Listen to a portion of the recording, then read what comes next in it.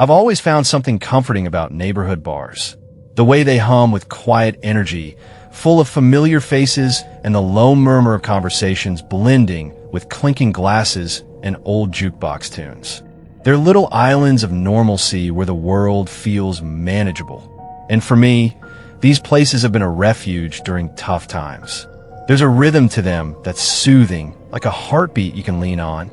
Over the years, I've become drawn not just to the atmosphere, but to the stories that seem to gather in the shadows of these bars. The whispered legends and true accounts of strange happenings that give these spots a kind of haunted character. It started as a casual interest, really, hearing some wild tales from bartenders and regulars about things they'd seen or felt in these dimly lit places. Some are funny, others dark, and a few downright chilling.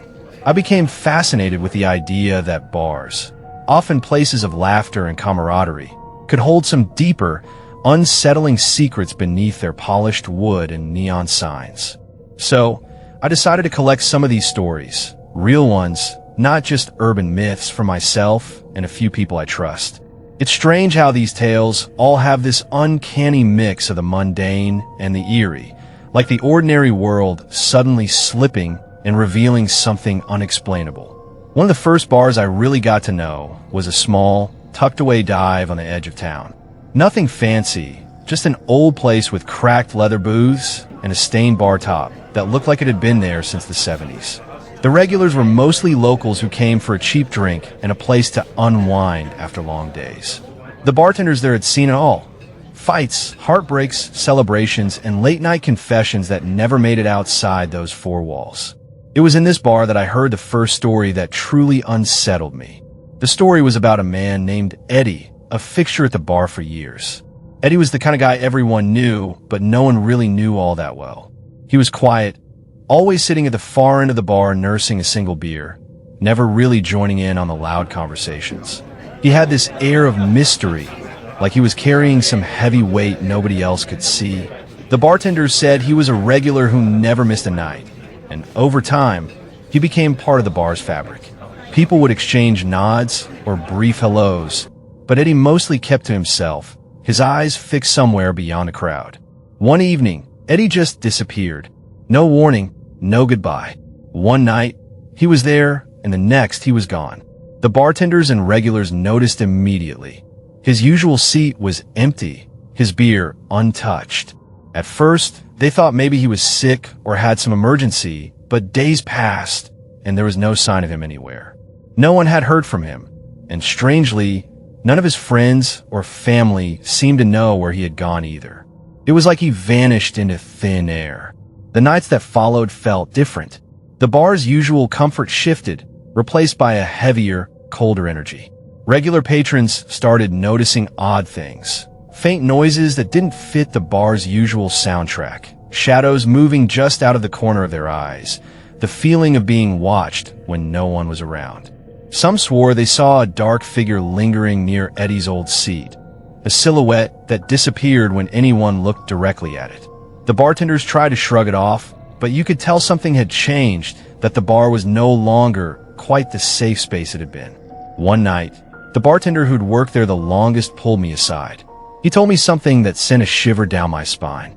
Apparently, on the night Eddie disappeared, a regular had seen him talking quietly to someone, or something no one else could see. The bartender described it as a ghostly presence, a figure with no clear shape, like smoke or a shadow that flickered in the dim light. Eddie's voice had been low, almost pleading, and the figure didn't respond with words, but with a kind of chilling silence that filled the room. After that encounter, Eddie was never seen again. Hearing that, I felt a mix of skepticism and unease. I've never been one to jump to supernatural conclusions, but the way the bartender told it, the story had a weight that made me pause. The bar itself seemed to hold its breath when I visited after that. The usual buzz replaced by a quiet that wasn't just the absence of sound but something more oppressive. People started avoiding Eddie's spot, and the bartenders covered his usual seat with a small bouquet of wildflowers, like a memorial. I kept going back, drawn by that strange pull to understand what had happened, or at least to feel the atmosphere that had shifted so palpably. One late night, as I sat nursing a drink, I caught a glimpse out of the corner of my eye, a shadow near the end of the bar, where Eddie used to sit. I turned quickly, but there was nothing there. The room felt colder, the air thick with a silence that pressed against my skin. It was enough to send a chill through me, even though I told myself it was just my imagination. Some of the regulars whispered theories, that Eddie had gotten mixed up with something dark, or that he'd made a deal he couldn't keep. Others thought maybe he was running from something, and the bar had been the last place he felt safe. No one really knew, and the mystery only deepened the eerie atmosphere that had settled in. The bar, once a place of easy comfort, now felt like a place holding its breath, waiting for something unsaid. I find myself returning to that bar more often than I probably should, sitting in the shadows and listening to the quiet stories that float around the room. There's a strange mix of sadness and fear that clings to the place, like a fog that never lifts. And sometimes, just sometimes, I swear I catch the flicker of a figure sitting there at the far end of the bar, watching, waiting. It's a reminder that even the most familiar places can hold secrets. Dark, hidden things that don't make sense, but feel all too real when the night settles in. And maybe that's why these bars, with their worn wood and dim lights, become the perfect stages for stories that linger long after the last call. After the story about Eddie and his mysterious disappearance settled in my mind, I found myself drawn to another bar, one with a very different vibe, but just as much history. This place was a little more upscale, known for its craft cocktails and vintage decor, and had a large, ornate mirror that spanned almost the entire back wall behind the bar. The mirror was the kind of thing that caught your eye the moment you walked in. Heavy, framed in dark wood carved with intricate patterns that looked like they belonged in a centuries-old mansion rather than a trendy city cocktail lounge. The bartenders there told me the mirror had been part of the bar since it opened decades ago, and over time, it had become the center of some eerie rumors. They said patrons sometimes saw things in the reflection that didn't match reality. Shadows moving independently, faces that flickered where none should be, even expressions that didn't belong to the people standing in front of it. At first, I thought it was just bar talk, the kind of nonsense you'd expect in a place that serves enough alcohol to loosen anyone's imagination. But one night, I witnessed something that made me reconsider. It was a Friday evening, and the bar was packed with a mix of locals and tourists, the kind of crowd that fills the room with buzz and laughter. I was there with a few friends, and we just settled into a corner booth when one of them nudged me and pointed toward the mirror. At first, I couldn't see anything unusual, but then I noticed a group of 4 people standing near the bar, looking at their reflections. They seemed to be trying to make faces, joking around, but what happened next made the hair on the back of my neck stand up. Their reflections didn't match their movements, as they laughed and made silly faces at each other. The images in the mirror twisted those expressions into something sinister. Grins that stretched too wide, eyes that gleamed with a cold, unnatural light. But the strangest part was how the reflections moved separately from the group. When one person raised a hand, their reflection hesitated, then moved a moment later, almost like it was watching and choosing when to mimic. It was subtle but unmistakable, and it made the whole scene feel deeply wrong. I kept watching, frozen, as the reflections began to shift even more. The faces morphed into grimaces and sneers, the eyes darkened, and for a brief second, I swear the mirror seemed to pulse, as if alive. Then, without warning, a loud cracking sound echoed through the bar. Everyone turned to look at the mirror, and I saw a jagged crack spiderweb its way across the glass, starting from the top corner and racing downward. The bar fell into a hush, the usual noise replaced by a tense silence filled with disbelief. The bartender who had been cleaning glasses nearby rushed over, her face pale. She told us that the mirror had never cracked before, not in all the years she'd worked there, and none of the regulars had ever seen anything like tonight. Some people whispered about the mirror being cursed or haunted, but the management quickly covered the crack with a dark cloth and promised it would be replaced soon. Still, the mood in the bar didn't recover that night, and the story spread fast. Over the next few days, I went back a couple of times, wanting to see the mirror again, but it remained hidden behind the cloth. The staff seemed uneasy, avoiding the topic when customers asked. I spoke to a bartender who confided that there had been other strange occurrences linked to the mirror over the years. Glasses shattering without cause, flickering lights reflecting oddly in the glass, and patrons feeling a sudden chill when standing near it. None of it explained the reflections acting on their own, but it added to the growing sense that the mirror was more than just a decorative piece. Curious, I dug a little deeper and found old newspaper clippings about the bar's history. The building had once been a grand hotel in the early 1900s, and the mirror was rumored to have been part of the original lobby. Some stories mentioned a tragic fire that had taken several lives in that hotel, and a few locals believed the mirror was somehow connected to the restless spirits of those who perished. Whether that was true or just superstition, the idea stuck with me, especially after what I'd seen. One night, I returned alone, hoping to catch another glimpse of whatever had been lurking in that mirror. The bar was nearly empty, the usual lively energy replaced by a quiet stillness that felt almost sacred. I sat at the bar, my eyes fixed on the covered mirror, when suddenly a soft flicker of movement caught my attention. I looked up sharply and saw a faint shimmer beneath the cloth, like the outline of a face pressing against the fabric from behind it. My heart raced, but when I blinked, it was gone. Shaken, I asked the bartender about it, but she just shook her head and told me some things are better left alone. I didn't argue. The mirror seemed to hold something in it, not just glass and reflection, but a presence that watched and waited.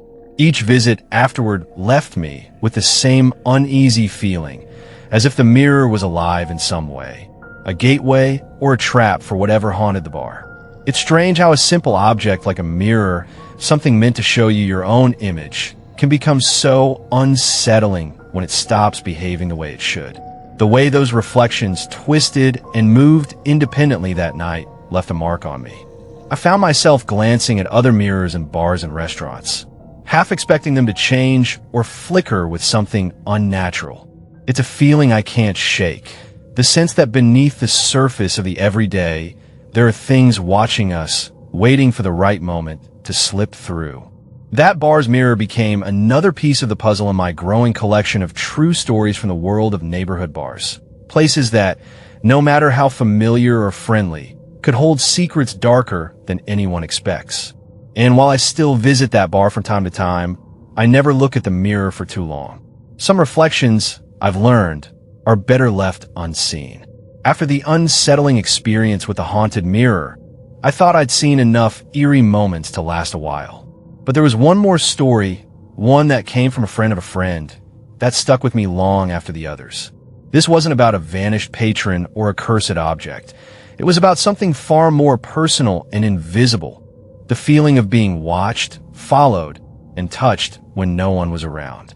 My friend Lisa had been telling me about her favorite bar downtown, a place she'd been going to for years. It was a cozy spot with exposed brick walls and soft lighting, the kind of place where bartenders knew your name and your usual drink. Lisa loved it for the easy atmosphere and the way it felt like a second home. But one night, something happened that changed everything. She'd gone there after work, just wanted to unwind alone with a cocktail and a book.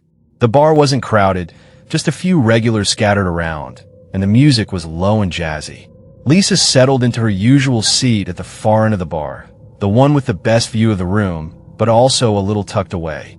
From the start, she felt off, not anxious exactly, but like an invisible weight pressing on her shoulders.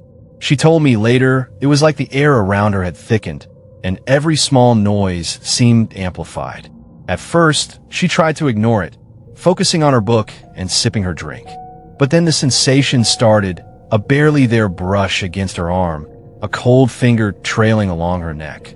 Whispers too soft to catch, but close enough to send chills down her spine. Every time she looked up, there was nobody near her seat. The bartender was busy cleaning glasses. Other patrons were engrossed in their own conversations. Yet the feeling persisted, growing stronger, more tangible. Lisa described it as a kind of creeping dread, like something unseen was closing in on her. She tried to shake it off, telling herself it was just her imagination playing tricks in the dim light. But the physical sensations didn't lie. She could feel the touch cold and fleeting, and hear the faintest of murmurs that made her skin crawl. No one else seemed to notice, and when she mentioned it to a couple of friends later, they brushed it off as stress or nerves. Things escalated when she stood up to leave. As she moved toward the exit, she felt a sudden, sharp tug on her jacket sleeve. She spun around, heart pounding, but again, no one was there. The space around her was empty except for a woman sitting near the jukebox, looking down at her phone, and a couple in a booth deep in conversation.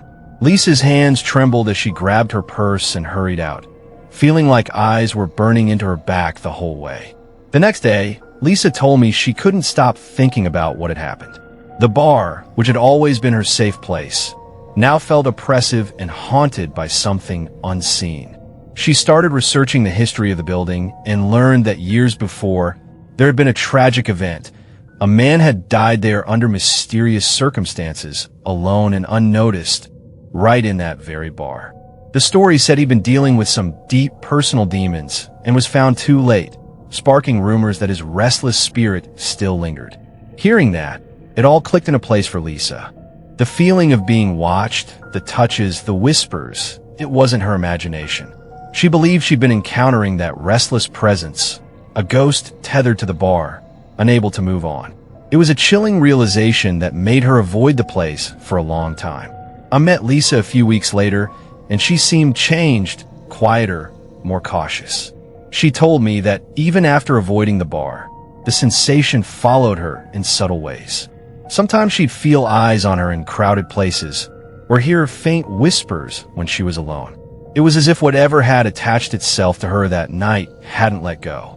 She'd taken to carrying a small charm, something to ground her, a reminder that she wasn't alone in facing this. Listening to her story, I realized how deeply these invisible encounters could affect someone. Unlike the dramatic vanishings or physical manifestations, this was a slow, creeping terror, something that invaded personal space and peace of mind without warning. It made me wonder how many people might have experienced similar things but never spoke up, afraid they'd be dismissed or worse, considered crazy. I asked Lisa if she ever went back to that bar, and she shook her head. The thought of facing that presence again was too much. She said some places carry shadows you can't outrun, and sometimes the safest choice is to stay away. But even so, the memory lingered, a reminder that the world isn't always as visible or as safe as it seems. This story added a new layer to my understanding of these neighborhood bars. They're more than just places to drink and socialize.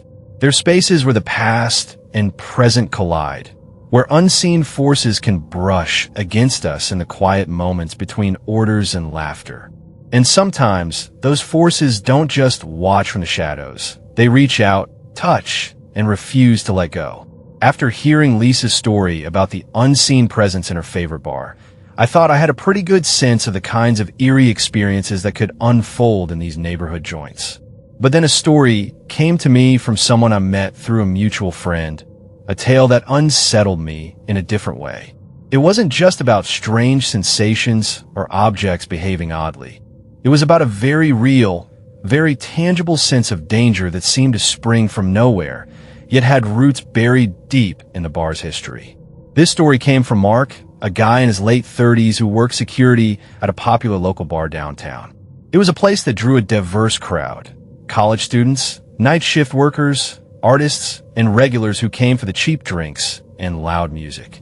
Mark was no stranger to the occasional fight or troublemaker, but one night, he encountered something that didn't fit any normal explanation.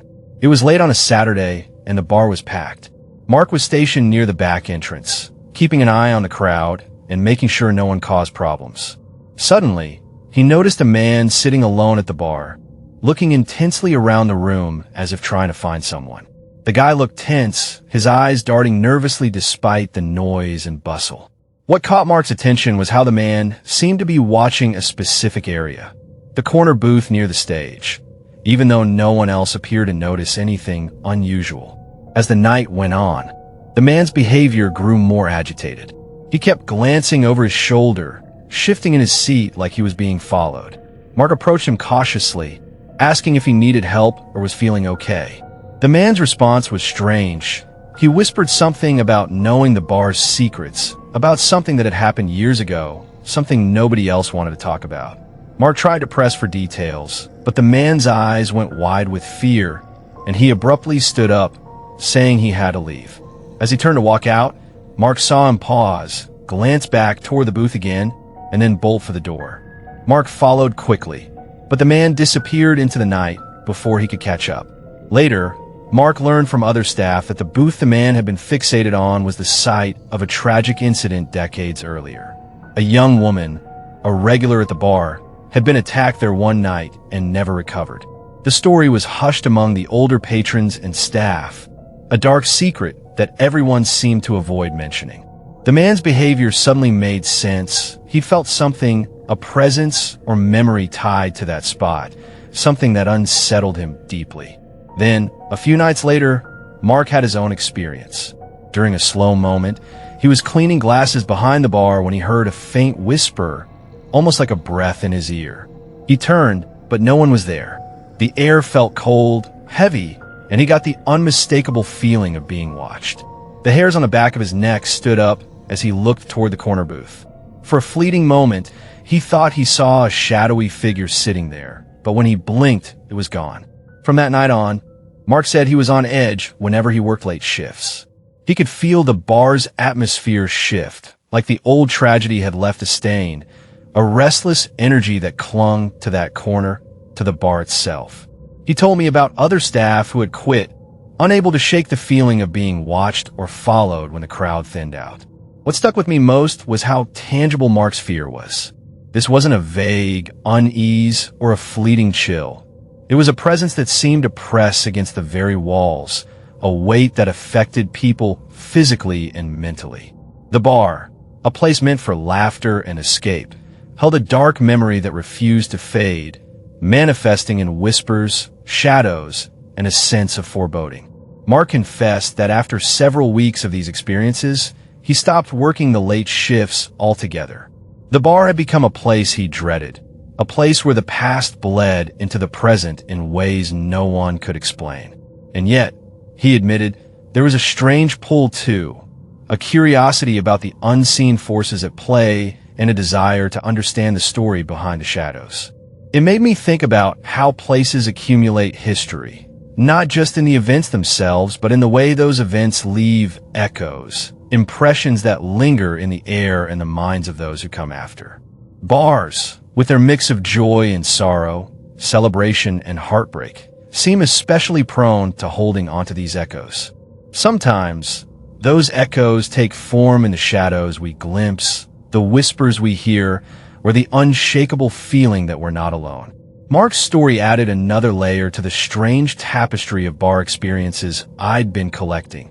A reminder that beneath the surface of familiar places, there can be unrest, secrets, and ghosts that watch silently from corners. And sometimes, those ghosts aren't content to stay hidden.